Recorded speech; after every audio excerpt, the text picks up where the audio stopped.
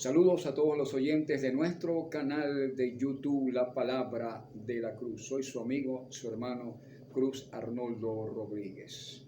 Hoy vamos a hablar del poder que tenemos los hijos de Dios, los seres humanos en general, en nuestra boca, en lo que decimos. ¿Sabía usted que la palabra decir es la palabra más abundante en la Biblia? Según la versión Reina Valera, es la palabra que aparece aproximadamente 8,000 veces. Si le añadimos 1,200 veces aproximadamente que aparece la palabra hablar, tendríamos casi 10,000 veces que aparece este verbo hablar o decir. La pregunta es, ¿por qué es tan importante? ¿Por qué aparece tantas veces este verbo en la Biblia más que cualquier otra palabra, sea sustantivo, sea verbo o sea adjetivo? La respuesta es porque para Dios, ¿qué? Mandó a escribir la Biblia, la palabra, mandó a escribir su palabra. Para Dios es muy importante que el hombre entienda, que el hombre sepa lo importante, lo vital que es el decir, el hablar, el poder que el hombre tiene en su boca. El apóstol Pablo al respecto dice acá en Corintios capítulo 4, segunda de Corintios capítulo 4, verso 13, dice: pero teniendo el mismo espíritu de fe, conforme a lo que está escrito, creí, por lo cual hablé. Nosotros también creemos, por lo cual también hablamos. El apóstol Pablo llama a esto el espíritu de fe, que es creer, por lo cual se habla. Y hace una relación estrecha y profunda entre el hablar, el decir, el profesar, el confesar y el creer. Hay una relación profunda, verdadera, entre lo que decimos y lo que está dentro de nosotros, dentro de nuestro corazón. El apóstol Pablo toma esta escritura del Salmo 116, 10, que dice: creí, por lo cual hablé, estando afligido en gran manera. El apóstol Pablo no coloca esta última parte sobre la aflicción, que sí la coloca el salmista. ¿Por qué vemos que el salmista dice esto? El apóstol Pablo no lo dice. Ahora, lo más importante cuando hablamos, cuando decimos, cuando expresamos, es la condición en la que esté nuestro corazón. Como yo lo veo, hay tres opciones con respecto a nuestra boca y cómo la usamos. ¿Qué hacemos con ella? Por supuesto, además de comer. Pero en cuanto al hablar, en cuanto al decir, hay tres opciones. Uno, que no abramos nuestra boca, que seamos como los mudos según el Salmo 115, que dice que los ídolos y las estatuas son mudos, que tienen boca y no hablan, y que semejantes a ellos son los que los hacen, los que los adoran, los que los sirven. Esa es la opción A, que no hablemos, que no digamos nada, que estemos en silencio como los muertos. La opción B es que hablemos conforme habla el mundo, conforme habla la gente sin esperanza, sin fe, sin Dios, sin Cristo, alejados de la vida de Dios. Así habla el mundo, habla muerte, habla destrucción, habla pesimismo, habla tristeza, habla amargura, magnifica lo malo y lo lleva a expresiones casi de locura. La tercera opción es que, la opción C, es que hablemos según lo que está escrito, como el apóstol Pablo dice acá. El apóstol Pablo está tomando la tercera opción y dice: teniendo el mismo espíritu de fe conforme a lo que está escrito, creí, por lo cual hablé. Nosotros, usted, yo, nosotros los que creemos, también creemos, por lo cual hablamos. Note que si no hay un hablar conforme a lo que está escrito, es porque no hay un querer. Inferimos esto, es la conclusión.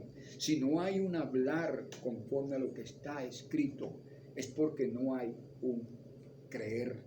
Porque el espíritu de fe es hablar lo que creemos, es decir, lo que está dentro de nosotros. Y Cristo lo dijo: lo que está dentro del corazón sale por la boca. Cristo también dijo: por tus palabras serás justificado y por tus palabras serás condenado.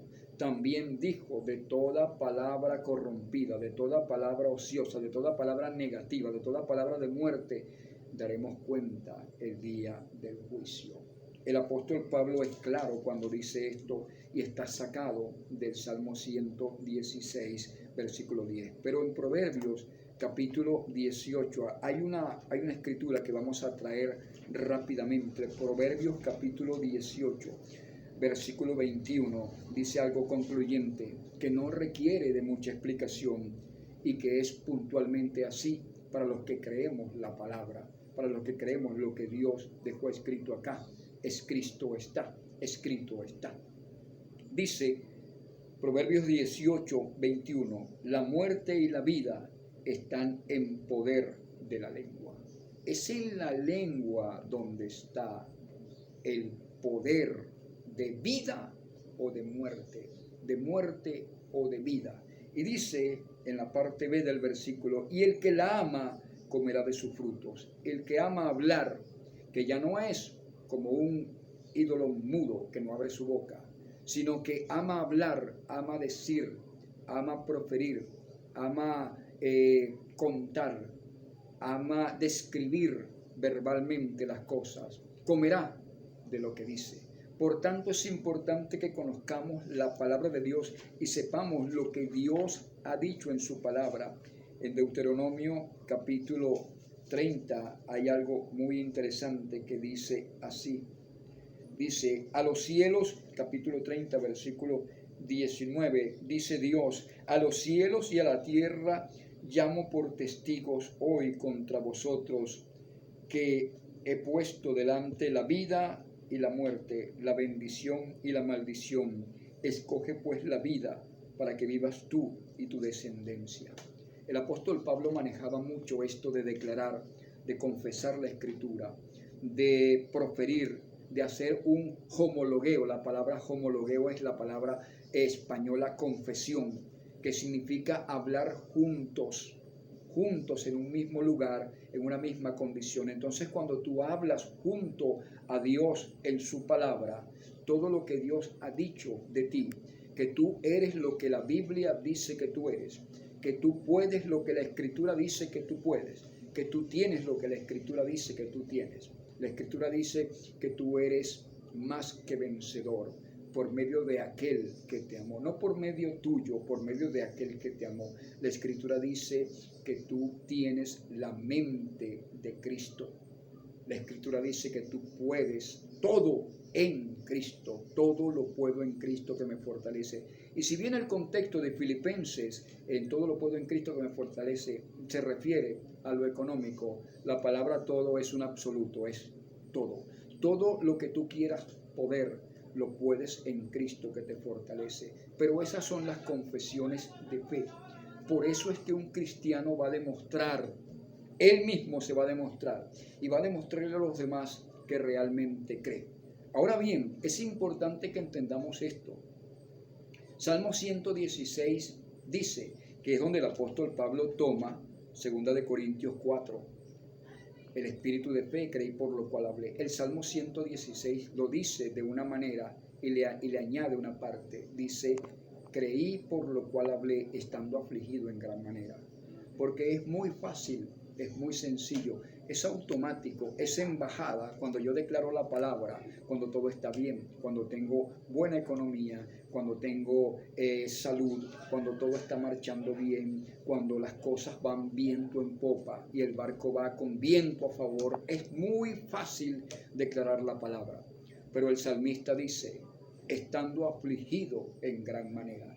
Es ahí en ese momento, es ahí en esa condición de aflicción, de enfermedad, de tribulación, de necesidad, de angustia, de aflicción, donde declarar la palabra de Dios tiene dinamita, tiene poder, tiene dunamis. La palabra dunamis es la palabra poder del español y significa dinamita, poder para hacer explotar todo lo que haya que hacerse explotar para que la gloria de Dios y la palabra de Cristo prevalezca. Por eso Colosenses dice, las palabras de Cristo moren en vuestro corazón para que nos enseñen, para que podamos vivir una vida de victoria.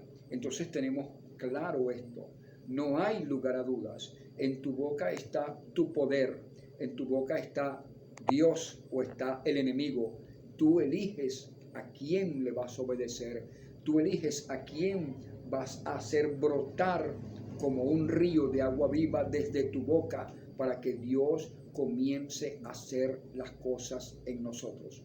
Cuando declaramos lo que está escrito, cuando declaramos la palabra de Dios y nos ponemos de acuerdo con Dios y nos alineamos con Dios para decir lo que Dios dice, es en ese momento en que la bendición de Dios se activa. Es en ese momento en que la bendición de Dios comienza a gravitar en nuestra vida y todo el mundo espiritual, todo el sistema espiritual comienza a moverse a nuestro favor y comienza a producir situaciones, circunstancias, atraer personas, atraer eventos que van a ir produciendo lo que nosotros hemos estado declarando la palabra de Dios durante mucho tiempo.